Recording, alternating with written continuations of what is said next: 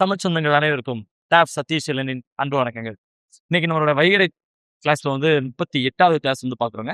So இன்னைக்கு பார்க்க போற டாபிக் என்னன்னா 10 பாட்டுலயே இன்னைக்கு நம்ம இதுல 5வது கிளாஸ் வந்து பாக்குறோம் இல்லையா? 10 பாட்டுல 5வது கிளாஸ் என்ன மதுரை காஞ்சி பார்க்கிறோம். ஸோ அடுத்து வந்து நெடுநல்வாடை மட்டும்தான் இருக்கும். ஓகேங்க. இன்னைக்கு நம்ம பார்க்க போறது என்ன மதுரை காஞ்சி.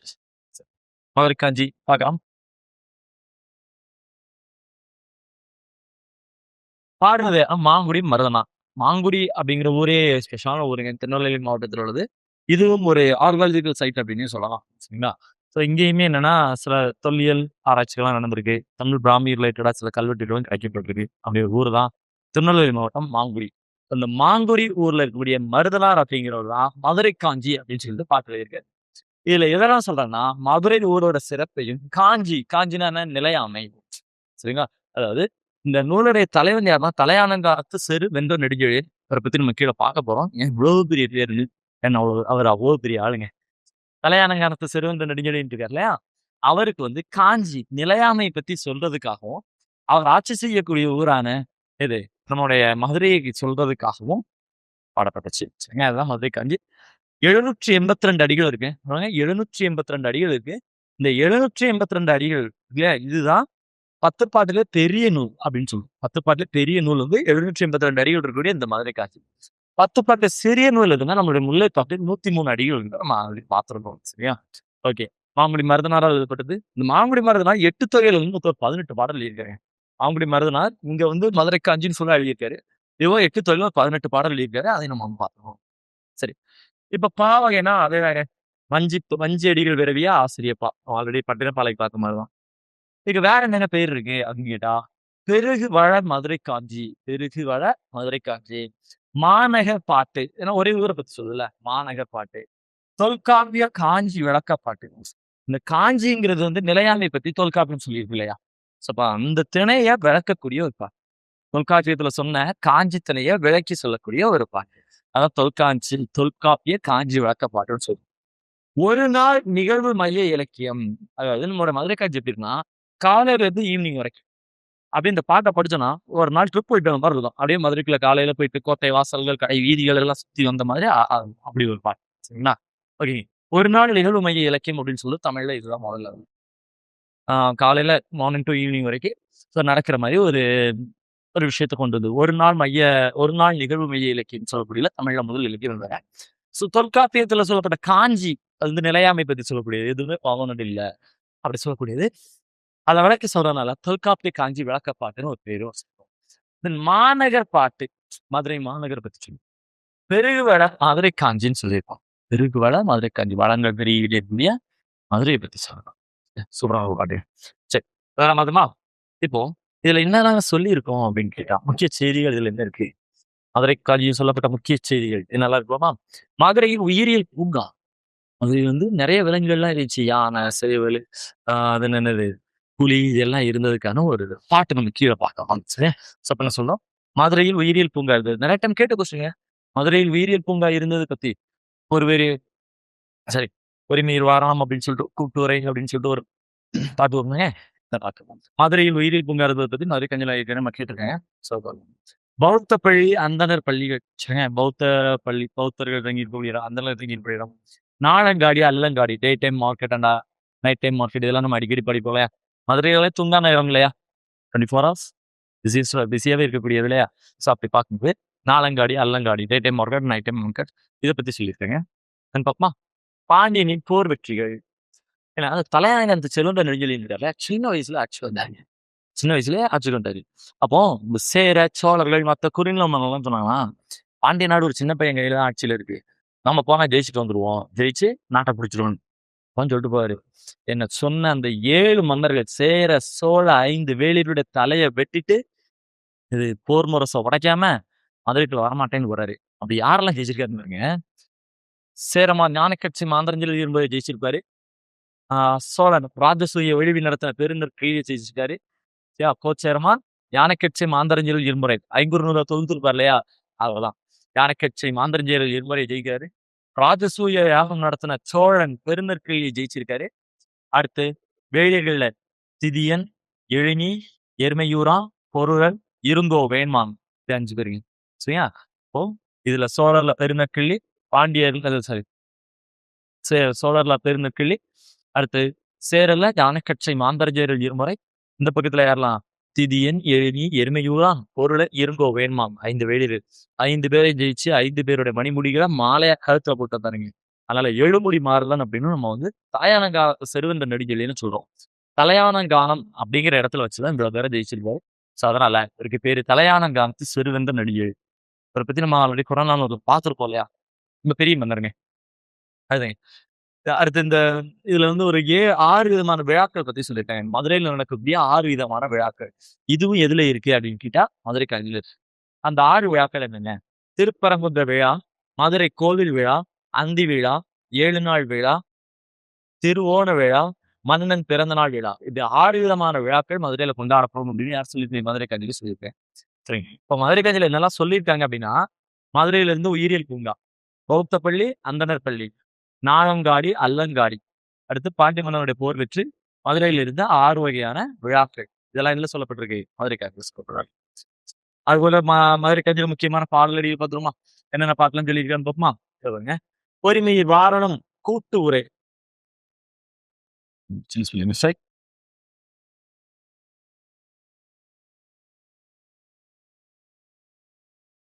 கூட்டுரை வயமா புலியோடு குழும. சரிங்க. பொறி மயில் வாகனம் கூட்டுரை வயமா புலியோடு குழும. அதாவது இந்த மாதிரி பறவைகள் விலங்குகள் எல்லாம் இருக்கக்கூடிய ஒரு சரணாலயம் இருந்துச்சு. எல்லா உலகம் ஒன்னா வாழக்கூடிய ஒரு இடமா இருந்துச்சு மதுரை இருந்துச்சு சொல்றோம். கரை பொருந்து இறங்கும் கனையிரு முன்னீர் திரையீடு மணலிலும் வளரே உரை சொல் மலர்தலை உலகம் ஆண்டுகள் இந்தோரே.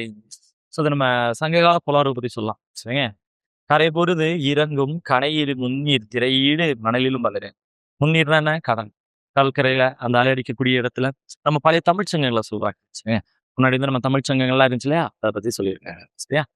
அடுத்து அளந்து கடையேறியா வளங்கெழு தாரமோடு புத்தையின் உலகம் கவினி காண்பர மிக்க புகழெழுதிய பெரும்பெயர் நூறு. ஃபர்ஸ்ட் லைன் பற்றியல் போங்க. அளந்து கடையேறியா வளம் கெழு தாரமோடு. அளந்து கடையேறியா அப்படின்னானே, அளந்து கடைனா எல்லை. இவ்வளவுதான் இருக்கு அப்படின்னு அளப்பு பார்க்க முடியாது. இதே லைன் நம்ம எங்க பார்த்துருப்போம்? சிலப்பதிகாரத்துல பார்த்தோம், ஞாபகம் இருக்காங்க? சிலப்பதிகாரத்துல இதே நம்ம பாரியல் பார்த்துருப்போம். அப்படி அளந்து பார்த்து இவ்வளவுதான் இருக்குன்னு சொல்ல முடியாதா? இவ்வளவு வளங்களை உடையது நம்மளுடைய மதுரை பயிற்சி. இந்த பாட்டை நம்ம ஷார்ட்டா பார்த்துட்டோம். இந்த பாட்டு தான் நமக்கு இதுக்கு முன்னாடி கேட்டது. பொறுமையில் வாரம் கூட்டுரை வயமா புலியோடு குழுதும் முன்னாடி நமக்கு கேட்டதுதான். இப்ப நம்ம பார்க்க போகுது நம்ம ஸ்கூல் புக்ல இருக்கக்கூடிய ஒரு பாட்டு. அதை பாட்டு ஃபுல்லா பார்ப்போம்னா இருக்கா? மதுரையில இருந்த ஒரு மதுரையோட அமைப்புன்னு சொல்லலாம். மதுரையில இருந்த கோட்டையை சுத்தி இருக்கக்கூடிய மாளிகைகள் சூப்பரா சொன்ன பாட்டு. சரிங்க. நம்ம இப்போ மதுரைக்குள்ள இருந்தா எப்படி இருக்கும் அப்படின்னு பார்த்தோமா? மதுரை மாநகர். சரியா? மண்ணுற ஆழ்ந்த மணிநீர் கிடங்கி விண்ணுற ஓங்கிய பல்படை புரிசை தொல்வெளி நிலைய அணங்குடை நெடுநிலை நெய்பட கரிந்த தின்பூர் கதவின் மலையாடு மலையின் நிபந்த மானமோடு பையை அன்ன வளர்ப்புடை வாயில் வகைபெற எழுந்து வானம் மூழ்கி சில்காற்று இசைக்கும் பல்புரை நல்லில் ஆறு கிடந்தன்ன அகலெடுதெருவில் பல்வேறு குழாத்து இசையெழுத்து ஒலிப்ப மாகால் எடுத்த முன்னீர் போல முழங்கீசை நண்பனை அரைவனர் நுவல கயம்புடைந்தன்ன இயன் தொட்டு இமிழிசை மகிழ்ந்தோர் ஆடும் கலிகோள் சுண்மை ஓவு கண்டன்ன இருபெரு நியமத்து. அப்பமா அதாவது ஒரு விழாவை பத்தி முரசறிஞ்சு சொல்ல வராங்க. சரிங்க. முரசறிஞ்சு சொல்லுவாங்க இல்லையா? அப்படி விழாவை பத்தி முரசறிஞ்சு சொல்ல வராங்க. அப்படி முரசறிஞ்சு சொல்ல வரும்போது அந்த ஊர் எப்படி இருக்கு, மக்கள் எல்லாம் எப்படி கொண்டாடினாங்க அப்படின்னு பார்ப்போம். சொல்றேன். மண்ணுற ஆழ்ந்த மதுரை மாநகர் விட்டுருங்க. ஸ்கூல் புக்ல இங்க இருந்து ஆரம்பிச்சோம். பார்ப்போம். மண்ணுற ஆழ்ந்த மணிநீர் கிடங்கின், அதாவது கோட்டை. கோட்டைனா என்னன்னா ஒரு ரெஸ்ட்ரிக்டட் சோனா இருக்கும்.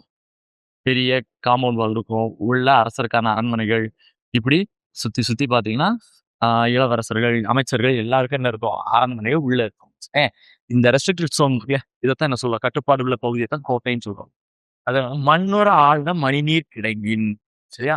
இப்போ இந்த கோட்டையை சுத்தி என்ன இருக்குங்க அப்படின்னு கேட்டா, கோட்டையை சுத்தி என்ன இருக்கும்?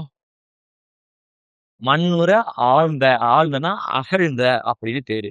மண்ணுற அகழ்ந்த மணிநீர் கிடங்கின். இந்த கோட்டையை சுத்தி பள்ளம் தோண்டி வச்சிருப்பாங்க. பள்ளம் தோண்டி வச்சு அதுல இப்போ நாங்க தண்ணியை ஃபில் பண்ணி வச்சிருப்பாங்க. எத்தனை சொல்லுவாங்க? அகழின்னு சொல்லுவோம் இல்லையா? அதான் சொல்லுவாங்க. மண்ணுற அகழ்ந்த, அதான் ஆழ்ந்தன்னு கொடுத்துருக்கோம். மணிநீர் கிடங்கில் அந்த கோட்டையை சுத்தி அகழி தோண்டி அதுல தண்ணியை ஃபில் பண்ணி அவ்வளவு முதல்ல உடலாம் பிடிச்சு போட்டிருப்பாங்க. எதுக்கு எதிரிகள் யாரும் அந்த பக்கம் வந்துடக்கூடாதுன்னு. சரியா?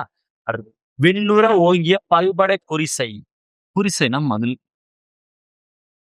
சரி, விண்ணுற ஓங்கினா வானளவிற்கு உயர்ந்த, வானளவிற்கு உயரமா இருக்கக்கூடிய பல்படை பல அடுக்குகளை உடைய குறிசை மதில் சுவர். அந்த ஒவ்வொரு அடுக்கிலுமே ஒவ்வொரு வகையான வீரர்கள் இருப்பாங்க. டாப்ல யாருன்னு தூரத்துல இருந்து வரணும் பாக்குறவங்களுக்கு டெலஸ்கோப் வச்சு இருப்பாங்க. அடுத்து கீழே வரவங்க தூரத்துல இருந்து அட்டாக் பண்றதுக்காக வில் வீரர் இருப்பாங்க. கொஞ்சம் கீழே அடுத்த அடுத்துட்டு வந்தீங்கன்னா அங்க வந்து என்ன பண்ணுவாங்க, ஈட்டியை கொண்டு எறிகிறது. மதில் சுவர் மேல ஒவ்வொரு விதமான அடுக்குல ஒவ்வொரு விதமான சோல்ஜர்ஸ் இருப்பாங்க. தூரத்துல வர்றவங்க பாக்குறவங்க, வில்லப் வச்சிருக்கவங்க, ஈட்டி எறிகிறவங்க, அப்புறம் பக்கத்துல இருக்கிற எதிரிகள் வந்துட்டாங்களோட நெருப்பை பத்த வைக்கிறவங்க. சோ இப்படி நிறைய பேர் இருப்பாங்க. எல்லாம் பல படை வீரர்கள் கொண்ட அடுக்குகளை உடைய குறிசை மதில் சுவர். முதல்ல சொன்னோம் கோட்டையை சுத்தி அகழி. சோ இப்ப இது அடுத்து தொல்வெளி நிலைய அணங்குடை நெடுநிற நெய்பட கரிந்த தில்போர் கதவு. சோ அங்க கதவு, இந்த கோட்டைக்குள்ள போறதுக்கு கதவு இருக்குல்ல, இப்போ டோருக்குள்ள இந்த கதவு எப்படி இருக்கு அப்படின்னு பார்த்தா, தொல்வெளி நிலைய தொல்னா பழமையான, பழமையான அல்ல வலிமையான கதவு. அணங்குடைய நெடுநிலை, அணங்குனா தெய்வம். சோ காவல் தெய்வங்கள் காவல் காக்கக்கூடிய கதவு.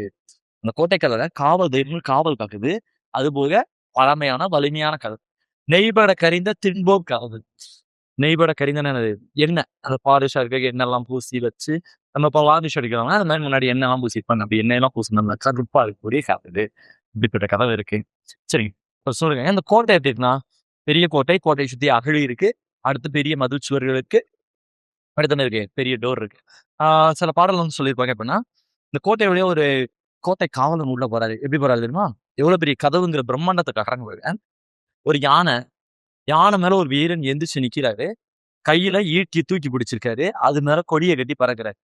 நான் வந்து போர்ல ஜெயிச்சுட்டேன்னு காட்டுறதுக்கு அங்கிருந்து ஏறி வரலாரு. எப்படி? யானை, யானை மேல அவரு எந்திரிச்சு நிக்கிறாரு. அவர் எழுந்து நின்னு கையில என்ன பண்றாரு? ஈட்டியை தூக்கி பிடிச்சிருக்காரு. அந்த ஈட்டியோட அப்படி தூக்கி பிடிச்ச மாதிரியே கோட்டைக்குள்ள போறாரு. இந்த கோட்டை வாசலை தாண்டி. அப்ப இவ்வளவு பெரிய கதவு இருந்திருக்கும் அப்படின்னு பாருங்க. அடுத்து சூப்பரா காமிச்சிருக்கோம்.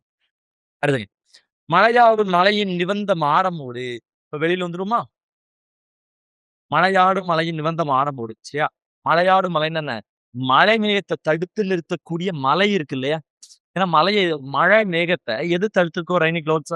சோ அந்த மலைகளும் தடுத்து நிறுத்தும். அப்படி மழை மேகத்தை தடுத்து நிறுத்தக்கூடிய மலை மாதிரி நிவந்த மாடமோடு. மாடம்னா என்னது? மாளிகை. சரியா? அவங்ககிட்ட மாளிகை எல்லாம் இருக்கு.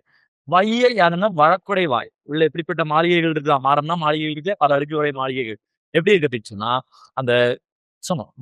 மழையே தடுத்து நிறுத்துற மலை மாதிரி உயர்ந்த மாளிகைகள் உள்ள இருக்கு. 2வது வையை என்ன வழக்குடை வாய். வையைனா வைகை. அண்ணன்னா போல. எப்பவுமே வைகையா இருந்து சல சல சலன்னு சவுண்ட் கேட்குவாங்க. அது மாதிரி இந்த வாசல் வழியா எல்லாரும் பேசிக்கிட்டே போகக்கூடிய, எப்பவுமே ஒரு சத்தத்தோட இருக்கக்கூடிய வைகை எப்படி சத்தத்தோட ஓடிக்கிட்டு இருக்கோ, அது மாதிரி எப்பவுமே சத்தத்தோட இருக்கக்கூடிய அங்க ஆற்று வெள்ளம்னா அங்க மக்கள் வெள்ளம். அப்படி இருக்கக்கூடிய ஒரு வாசல். மக்கள் போயிட்டு வந்துட்டு இருக்கக்கூடிய ஒரு வாசல். அடுத்துங்க. அப்படியே கொஞ்சம் வெளியில வந்தீங்கன்னு வச்சுக்கோங்களேன். வகைபெற எழுந்து வான மூழ்கி சிறுகாற்று இசைக்கும் பல்புய நெல்லில். சொல்றாங்க. பல்புழை அப்படின்னு சொல்லுவாங்க. சாலானா ஜன்னல். வகைபெற எழுந்து வகை வகையா நிறைய வீடு இருக்குங்க வெளியில. வானம் மூழ்கி வானளவிற்கு உயர்ந்த பல வீடுகள். சிறு காற்று இசைக்கும் பல்புலை நல்லியில். அந்த குளிர்ந்த காற்று வீட்டுக்குள்ள போகக்கூடிய ஜன்னல்கள் இருக்கக்கூடிய வீடு. சரியா? பல வகை வகையா இருக்கக்கூடியது. வானளவிற்கு உயர்ந்து இருக்கக்கூடிய வீடுகள். அந்த குளிர்ந்த காற்றுகள் சாளரம், அதாவது என்னது? நம்ம ஜன்னல் வழியா வீட்டுக்குள்ள வரக்கூடிய நல்ல வீடுகள் அந்த ஊர்ல இருக்கு. கோட்டைக்கு வெளியில. சரியா? ஆறு கிடந்தன்னா அகல் நெடுந்தெருவில். ஆறு கிடந்தன்னா அகல் நெடுந்தன்னா ஆறு மாதிரி அகலமா இருக்கக்கூடிய தெரு. இப்போ ஆறு ஓடு இல்லையா? அந்த மாதிரி அகலமான தெருங்க. ஆறு கிடந்தன்னா ஆறு கிடப்பதை போல அகலமான நெடிய நீண்ட தெரு. ஓகேவா? அகலமான நெடிய தெரு. பல்வேறு குழாத்து இசையெழுந்து ஒலிப்ப.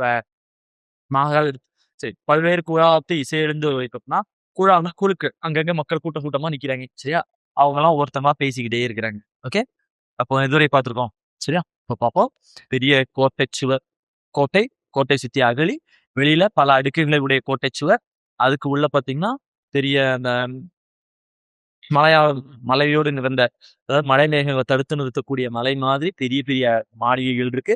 அப்படி வெளியில வந்தீங்கன்னா, வைகை ஆற்று வெள்ளம் போல மக்கள் வெள்ளம் எப்பவும் சத்தத்தோட போயிட்டு வரக்கூடிய கோட்டை வாசல் இருக்கு. அப்படியே வெளியில வந்தீங்கன்னா, வானளவுக்கு வகை வகைபெற எழுது வானம் மூழ்கி வகை வகையா வீடுகள், வானளவுக்கு உயர்ந்த வீடுகள், குளிர்ந்த காற்று வீட்டுக்குள்ள வர்றதுக்காக ஜன்னல் அமைக்கப்பட்ட வீடுகள். இப்படிப்பட்ட வீடுகள்லாம் இருக்கு. 6 கிடந்தன்னு அகழ்நெடுந்தெருவி. 6 கிடந்தன்னு அகழ்நெடுந்தெருவில் அப்படின்னா, 6 மாதிரி அகலமாவும், நீளமாவும் இருக்கக்கூடிய தெரு கோட்டைக்கு வெளியில இருக்கு. ஸோ இந்த கோட்டை தெருல யாருங்க? பல்வேறு குழாத்து, பல்வேறு குழுக்களா மக்கள் கூட்டம் கூட்டமா இருக்கிறாங்க. அப்போ அவங்கலாம் பேசிட்டு இருக்காங்க. பேசிட்டே இருக்காங்க. அங்கங்க சவுண்டா கேக்குதுங்க. மக்கள் கூட்டம் கூட்டமா அங்க பேசுறாங்க. அப்போ மாகால் எடுத்த முன்னீர் போல மாகால்னா பெருங்காற்று. கால்னா காற்றுனங்க. மாகால்னா பெருங்காற்று. முன்னீர்னா கடல். உங்களுக்கு தெரியும். கடலுக்குள்ள திடீர்னு காத்து வீசுற மாரி, கடலுக்குள்ள பெரிய காத்து வீசுற மாரி. கடலுக்குள்ள காத்து வீசினா மரம் எதுவுமே அசையாதுல. திடீர்னு நம்ம கிராஸ் பண்ணி போவோம். அப்படி. மக்கள் கூட்டம்லாம் அங்க பேசிட்டு இருக்கும்போது, மாகால் எடுத்த முன்னீர் போல, கடலுக்குள்ள பெரிய காற்று திடீர்னு வீசுற மாரி, முழங்கி இசை நண்பனை அறைவனர் போல, அங்க முழங்கி இசைக்குது. நன்பனை அப்படின்னா என்னது? நன்பனை அப்படிங்கிறது நல்ல முரசறையர் வந்து ஒரு விஷயத்த சொல்றாரு. சரியா? இந்த விழாவை பத்தி ஒரு விஷயத்த நுவலர் சொல்றார். இந்த மாதிரி மக்கள் அங்கங்க பேசிட்டு இருக்கும்போது, கடலுக்குள்ள பெருங்காத்து வீசுன மாரி, இப்ப ஒருத்தர் அங்க வந்து என்ன பண்றாரு? முரசறைஞ்சு நன்பனை. பனைனா மூங்கில்ல செஞ்ச முரசறைஞ்சு ஒரு விஷயம் சொல்றாரு. அது எப்படி இருக்குன்னா, கயம் குடைந்தன்ன ஈன் தொட்டு இமிழிசை. கயம் குடைந்தன்னா, அந்த தண்ணிக்குள்ள தண்ணிக்குள்ள வந்து உட்கார்ந்து பேசணும்னா அப்படி சவுண்ட் பாஸ் ஆகி போகும்லங்க. அது மாதிரி இந்த மக்கள் வெள்ளத்துக்குள்ள ஒவ்வொருத்தரையா அந்த ஒலி கடந்து போகுது. இந்த முரசறைன்னு சொல்லக்கூடிய விஷயம் இந்த மக்கள் வெள்ளத்துக்கே அப்படி கடந்து போகுதுங்க. சரி, இதை கேட்ட மக்கள் என்ன பண்றாங்க அப்படின்னா என் தொட்டு இமிழிசை இந்த சொன்ன கேட்டு மகிழ்ந்தோ ஆடும் கனிபோல் சும்மை எல்லாரும் மகிழ்ச்சியா சந்தோஷமா ஆடுறாங்க. இந்த காட்சியை பார்க்கும் எப்படிங்க இருக்கு? ஒரு பெரிய கோட்டை, அதுல பல அடுக்குகளுடைய மதில்சுவர், அங்க அகழி இருக்கு. வெளியில மக்கள் வெள்ளம் போயிட்டு வரக்கூடிய கோட்டை தெரு. அடுத்து அகலமான காவிரி ஆறு மாரி வைகை ஆறு மாரி அகலமான ஒரு தெரு. தெருவை சுத்தி மாளிகைகள். அந்த மக்கள் எல்லாம் சந்தோஷமா இருக்கிறாங்க. அப்போ ஒருத்தர் முரசறையிறாரு. இதை கேட்டு எல்லாரும் சந்தோஷமா ஆடுறாங்க. இதை பார்த்தா எப்படி இருக்குன்னா, ஓர்வு கந்தன்ன ஓவுன்னா என்னது? ஓவியம். கண்டன்னா கண்டதை போல. ஓவியத்தை கண்டது போல இருபரு நியமம்னா இரு அங்காடிகள் 4 அங்காடி அல்லங்காடி இருக்கு அப்படி. ஸோ அந்த 4 அங்காடி அல்லங்காடியில இதெல்லாம் பார்க்கும்போது இருக்கு ஓவியத்தை பார்த்த மாதிரி. என்ன ஓவியத்தை பார்த்த மாதிரி இருக்க ஓமை சொல்றாங்க. இதெல்லாம் பார்க்க ஓவியத்தை பார்த்த மாதிரி இருக்குன்னு சொல்றாங்களே அப்படி என்னங்க அப்படின்னு கேட்டீங்கன்னா ஒண்ணும் இல்ல. ஓவியத்துல நம்ம ஏதாவது குறையோட வரைவோமா? பட்டு போன மரம், ஒடுக்கி விழுந்துற மரம், அழுகிற குழந்தை இப்படி எதையுமே வரையணும். எல்லாம் சந்தோஷமா வரும். பச்சை பசேல்னு மரம், அதுக்கு மேல 4 குருவி, இல்ல ஒரு அழகான சிரிச்சுக்கிட்டு இருக்கக்கூடிய ஒரு குழந்தை. இப்படித்தான் நம்ம வரையணும். குறையில்லாம வரையணும் இல்லையா? அப்படி இருக்குங்க. ஓவியத்தை பார்த்த மாதிரி இருக்கு இந்த ஊரு. சரியா? அப்ப அந்த ஊர் எவ்வளவு செல்வ செழிப்போட மகிழ்ச்சியா இருக்குன்னு சொல்லியிருக்காரு. மதுரை காஞ்சி பார்த்தோமா? அதாங்க இந்த பாட்டை பார்த்தா ஒரு ரவுண்டு மதுரைக்குள்ளே போயிட்டு வந்த மாதிரி இருக்கும். இப்போ கோட்டை வாசலுக்கு மட்டும் போயிட்டு வந்திருக்கோம். சரிங்களா? கோட்டை வாசலுக்குள்ள இந்த மெயின் ஸ்ட்ரீட் தெருவுக்குள்ள மட்டும் போயிட்டு வந்திருக்கோம். அங்க மக்கள் எல்லாம் சந்தோஷமா இருக்காங்க. சூப்பர் மதுரையில. ஓகே. இது மாதிரி தாங்க. இந்த மதுரை காஞ்சியை படிச்சோம்னா சாயங்காலம் வரைக்கும் இந்த பாடலை வச்சு மதுரையோட புகழ் தெரிஞ்சு, கோட்டை இதெல்லாம் இருக்கிறது வந்து நம்ம தெரிஞ்சு. சரிங்களா? Okay super. இன்னைக்கு நம்ம வந்து என்ன பார்த்திருக்கோம்? மதுரை காஞ்சி பார்த்திருக்கோம். மதுரை காஞ்சியில ப்ரீவியஸ்ல கேட்ட கொஸ்டின். அந்த ஒரு நீர் கூட்டுறவு வாரம் அப்படின்னு சொல்லிட்டு ஒரு பாட்டு பார்த்தோம் இல்லையா? இந்த பாட்டு தான் அதிகமா கேட்டது. அடுத்து மதுரை காஞ்சியோட மாங்குடி மருதனா இந்த மாதிரி விஷயங்கள் நம்ம எல்லாமே பார்த்தாச்சு. சரியா? ஓகே. உங்களுக்கான ஒரு கொஸ்டின் கேட்டுருவோம். இந்த மதுரை காஞ்சியில 782 அடிகள் பார்த்தீங்க. இதுல மதுரையை பற்றி மட்டுமே பாடக்கூடிய பாடல் வரிகளின் எண்ணிக்கை கமெண்ட்ல சொல்லிடுறீங்களா? ஓகே. அதாவது மதுரையை பத்தி மட்டுமே பாடக்கூடிய பாடல் அடிகளின் எண்ணிக்கை என்ன அப்படின்னு நீங்க சொல்லிடுறீங்க. அடுத்து இந்த தலையானங்கானத்து செருவென்ற நெடுஞ்செழியனை பத்தி சொல்லக்கூடிய கல்வெட்டுகள், செப்பேடுகள் எல்லாம் இருந்தா நீங்க சொல்லுங்க. சரியா? மறக்காம கமெண்ட்ல சொல்லுங்க. தலையானங்கானத்து செருவென்ற நெடுஞ்செழியனை பத்தி சொல்லக்கூடிய கல்வெட்டுகள் இருந்தா சொல்லிடுங்க. ஓகே. ஸோ நாளைக்கு வந்து டெஸ்ட் இருக்கும். ஞாயிற்றுக்கிழமை வழக்கம் போல ஞாயிற்றுக்கிழமை ஈவினிங் 5 மணிக்கு பார்த்தீங்கன்னா நம்மளுடைய தமிழ் பட்டறை டெலகிராம் சேனல் கூட உங்களுக்கு வந்து டெஸ்ட் இருக்கும். சரியா? ஸோ மறக்காம டெஸ்ட் எழுதுங்க. நன்றி, வணக்கம். அடுத்த கிளாஸ் மறுபடியும் சந்திப்போம்.